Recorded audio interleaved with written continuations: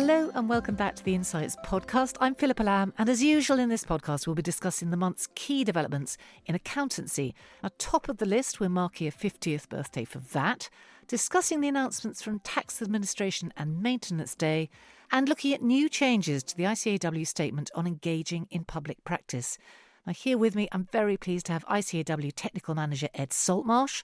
Professional Standards Manager Chris Greenhalgh is joining us down the line, and Head of Tax Policy Anita Monteith is here with me. Hello everyone, thanks for being here. Hi, great to be here. Hello Philippa. Good morning. So Ed, VAT is 50. Remind us how it came to be introduced in the UK. It's a very exciting year for VAT. It was originally devised actually over 100 years ago by a German businessman called Wilhelm von Siemens, of the Siemens company that we all know, who was trying to improve upon Germany's tax systems. But it didn't actually get introduced anywhere until 1954, when France introduced it. And then it later was adopted across what was then the European Economic Community, now the EU, in 1967.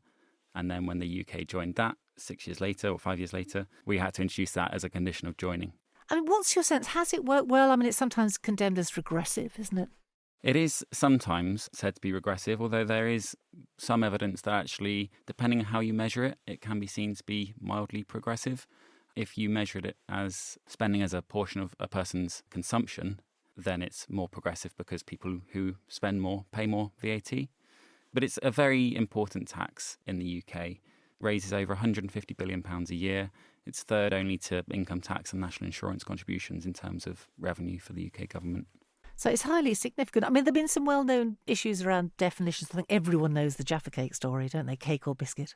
Yes, yeah. Jaffa Cakes is the famous one, whether they should be zero-rated because either they're chocolate-covered biscuits or chocolate-covered cakes. The answer is that they're cakes, so they are zero-rated. But we've had a whole host of food cases. Recently, we had one about giant marshmallows. Oh, really? Yeah, and the court had to decide whether they were big enough to no longer be considered confectionery. And they considered the fact that you roasted them over a barbecue on a skewer rather than eating them with your fingers. Right. And that affects the VAT liability of marshmallows. What was the outcome? So they decided in the end that they could be zero-rated because they were intended for roasting. They were held out as an ingredient for food, so they were zero-rated. But if they had been slightly smaller, they would have been confectionery and standard-rated. But it goes the other way on the marshmallow scale because mini marshmallows can also sometimes be zero-rated. The ones you get on top of drinks? Exactly, because they can be an ingredient in baking. And it can sound flippant when you talk about VAT on food, but actually it's really important because these businesses, HMRC, spend so much time and money litigating these cases, paying advisors to advise on their new food product and whether that's zero-rated or not. I mean, as you say, it plays into this idea that it is constantly evolving, isn't it? Yes. So food is an easy one to demonstrate that with because every time there is a new food product, they have to work out whether it's zero-rated or not. But you can expand that to other zero rates, reduced rates, exemptions. So, for example, the finance exemption, at the moment that's being considered because there are new finance products always being invented and you need to look at the VAT liability of those. And it can get very complex. A further thought on VAT. Digitisation, that's been a big one, hasn't it? How's it progressing? Sometimes a bit of a sore subject. HMRC did introduce Making Tax Digital for VAT. It was the first tax to be subject to the Making Tax Digital treatment. And as far as HMRC are concerned, that is now business as usual. But what we have in the UK is still lagging behind other countries in the world. In what sense? So many countries already have e-invoicing, digital real-time reporting, which are that step further from MTD for VAT. The EU is currently trying to pass proposals to harmonise e-invoicing and real-time reporting rules across the EU by 2028. And we've heard from HMRC that they would like to have real-time reporting by 2030, but we haven't heard much more than that. And I think we do need to start thinking about plans for that. Now, the VAT at 50 conference crops up later this month, doesn't it? May 22nd? That's right, yeah. Looking at that, there's some very interesting sessions there. And there was one that particularly caught my eye, and that's around the area of sustainability and using VAT as a lever for change in that arena. Tell us a bit about that. So I think governments are often tempted to use VAT to try and drive behavioural change because you can change the rates on certain products. So at the moment, there is a consultation on extending the zero rate on certain energy-saving materials. So the government is trying to encourage people to install solar panels or wind turbines or insulation by making the products cheaper by introducing well, there already is a zero rate on some of them, and they're trying to see whether they should expand that. But I think it's always a bit of a risk using VAT to try and achieve policy goals. As we saw with women's sanitary products, when they removed the reduced rate and made them zero rated, the saving didn't get passed on to consumers. Is there an argument for saying that you nonetheless boost the chances of enhanced competition in the market if the profits Absolutely, rise? yeah. If the government is trying to support businesses in that sector, then actually making it a zero rate might be effective. But I think you just have to weigh up different policy goals and actually understand that it's not as simple as changing a rate. So what else is going to be cropping up in the conference? So we have some great speakers at the VAT conference. We have the head of HMRC, Jim Harrer, and we have Professor Rita Della Feria, who has done lots of work on VAT rates and comparing different VAT systems around the world. And they'll be speaking about, well, Jim will be speaking about HMRC's perspective of VAT. Rita, I think, will be talking a lot more about what's going well with UK VAT. And there are a few things going well, but actually what needs to change. And she has lots of big ideas about that. And I think it'll be really exciting to get everyone engaged in that conversation. I mean, if people listen to this and thinking, actually, I'd like to go, how do they do that?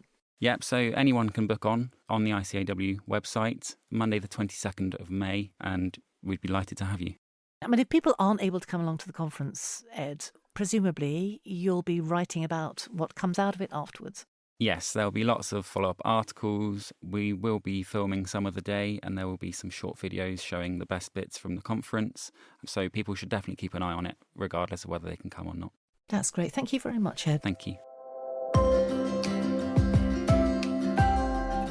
Anita, let's move on to Tax Administration and Maintenance Day. Now, this was April 27th, wasn't it? What exactly is a TAM day? It's a way of dealing with the perhaps slightly less sexy side of tax change. And it's only the second TAM day. And it is about change that is needed to make the tax system run more smoothly. I suppose the best way of looking at it is to look at some of the consultation announcements that have been made, the promises that will simplify things, some of the aspects to what is seen as tax avoidance that is unacceptable and what's going to change there. It gives you some warning of what's coming.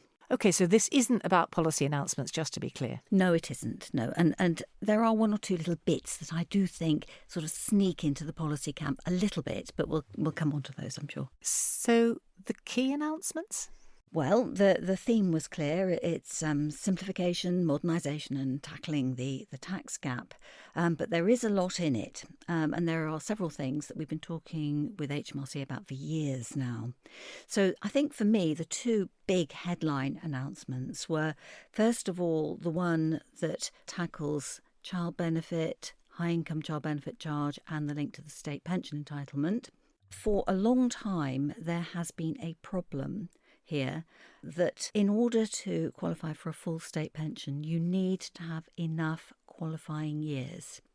Now, you get a qualifying year if you're paying national insurance, but of course, if you don't work, then you're not paying any NI.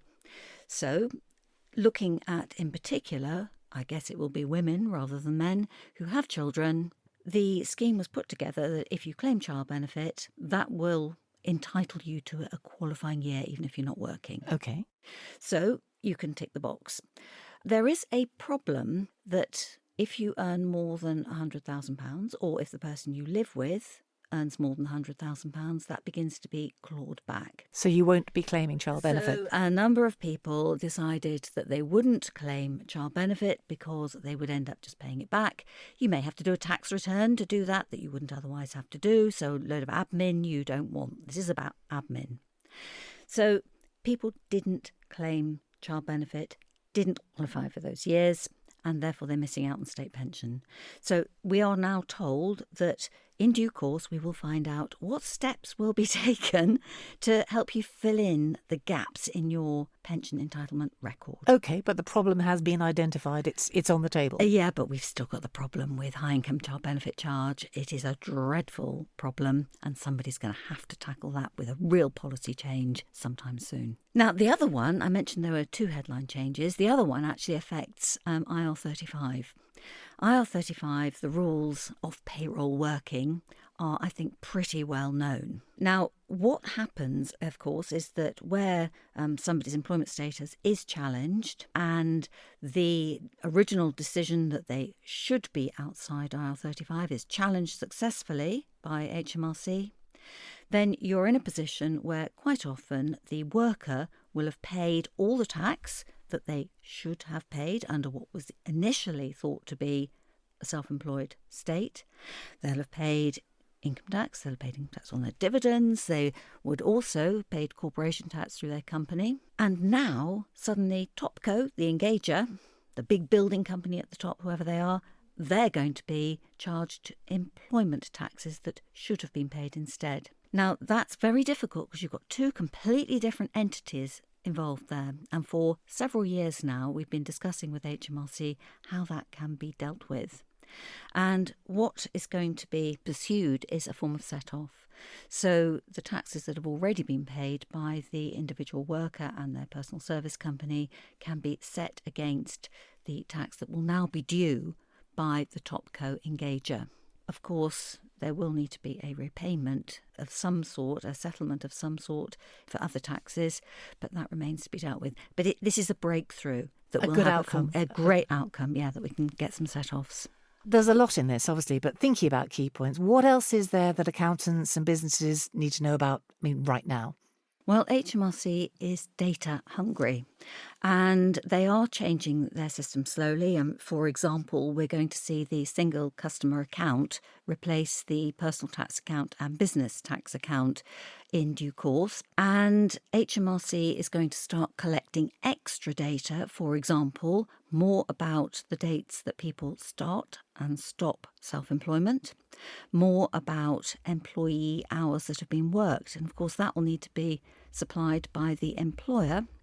And I presume that will be through the RTI system that they currently use to declare payroll data.